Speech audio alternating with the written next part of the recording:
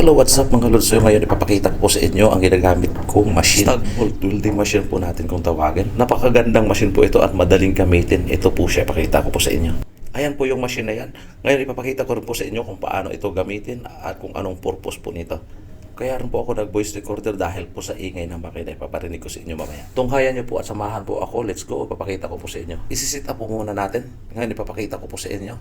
Ayan po ang stag bolt po natin na gagamitin ay M8. M8 lang po na bolt ang gagamitin natin.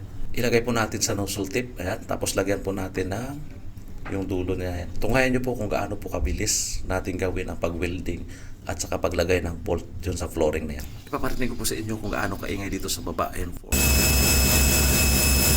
po, kaya po ako nag-voice over. Kaya tunghayan nyo po, gagamitin na natin to. And 4, 3, 2, 1. Ayun, ganun lang po kabilis mga lods. Kadikit na po yung bolt natin sa flooring. Ayun, makikita po natin sa iba. Ayun, makikita ko po ulit.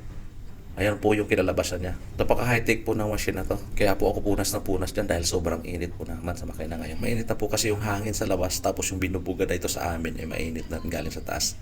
Hindi po kasi easy yung ginagamit namin kundi yung supply lang galing sa taas. Ngayon, ang temperatura po ng hangin sa taas, kung gaano kainit, ganoon rin po ang binubuga dito sa amin sa baba sa plus po ang init po ng makina namin.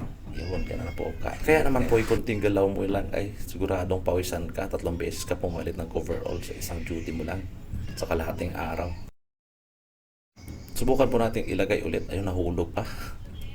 Napaka-convenient pong gamitin yung machine na to mga lods. Panoorin nyo po ulit. Ito, susubukan po natin ulit.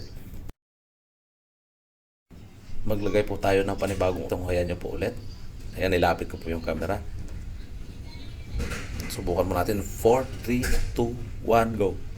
Ayun, ganun lang po. Pinindot ko lang. Tapos, ayun, nakastay na yung bolt. Ayun na po, may hatid ko sa inyo. Maraming salamat po sa panonood mga lods.